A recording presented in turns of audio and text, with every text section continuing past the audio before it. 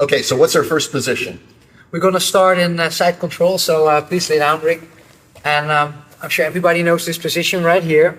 So this is called an elbow cup armbar or spinning armbar. And it looks something like this. When I'm here, I pull him to his side, I step, I grab, I sit, I step over, and I finish the armbar from here.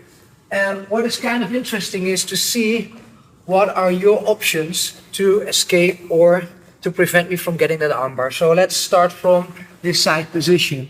I have my arm over the head. And first of all, I always want my head here connected, right? Because if my head is too high, you can probably frame, and this kind of messes up my whole setup. So I control the upper arm. I have my head here. I place my hand over the head, and I pull you to the side like this, okay?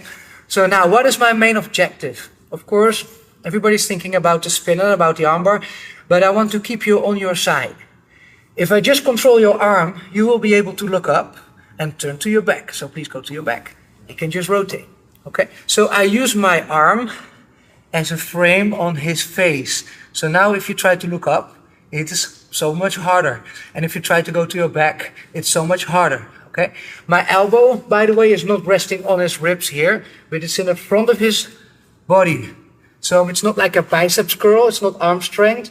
I'm physically moving my elbow towards the mat like this, and I'm controlling the head. Now if he tries to go to his back, it's so hard. Okay? The next thing that he might do is grab my gi pants to prevent me from stepping over. So by being just in the right spot, like here, I can transfer my arm from his face to his chin, and I can just reach up and I can break the grip. That will not work if I'm too close, okay? So I'm already thinking about that. I post my foot, I control the head. Where the head goes, the body follows. So he can't look up, so he cannot go flat on his back. He will grab my gi pants, and from here, if that happens, no worries. We bring my elbow toward his chin, and now while I'm pushing back with my leg, I'm pushing forward with my elbow. I make this big step here. And the next thing is I rotate, I grab the gi pants, and I sit down. Okay, why do I grab the gi pants? Because if I let go of the gi pants, he can probably roll out like a hitchhiker escape. Okay, it's a very common escape. So I know that, so I hold on to the gi pants. If he tries to roll out, it's so hard. Next thing, he probably wants to pull in the elbow to the floor. So instead of just holding the arm, pull it in please, yes. I'm controlling the triceps here.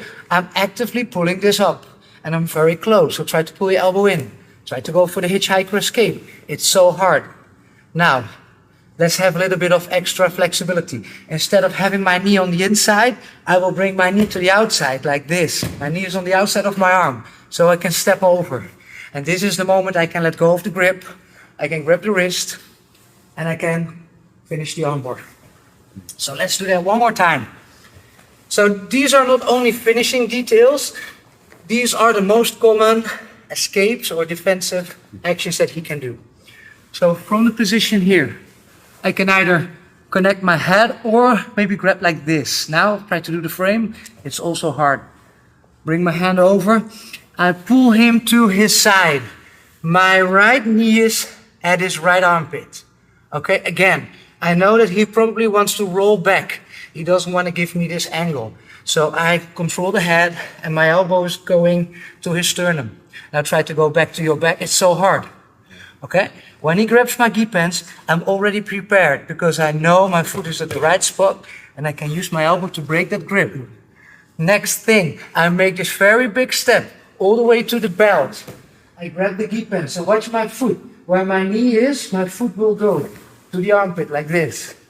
And now I'm not thinking about finishing the armbar. I'm thinking about controlling the elbow. Try to pull your elbow in, try to turn to your side. It's so hard. Knee goes to the outside, step over, grab the wrist, and from here we have to finish. So what I love about this rig is I don't have to be in a hurry. I don't have to be super fast. And actually, that was multiple positions. Yes. Because you have your initial control of the arm. You can think of that as a position. Yes. Then the frame. You can think of that as a position. And so at each stage of the journey, you're accounting for all the ways in which I can defend, and that's very astute. And that's something I learned over the years. training with many of the best instructors in the world and competitors in the world, you can never have enough control or patience. Not only in this technique, but for every submission that you already know, that you are practicing, try to find the control in each step. So do you have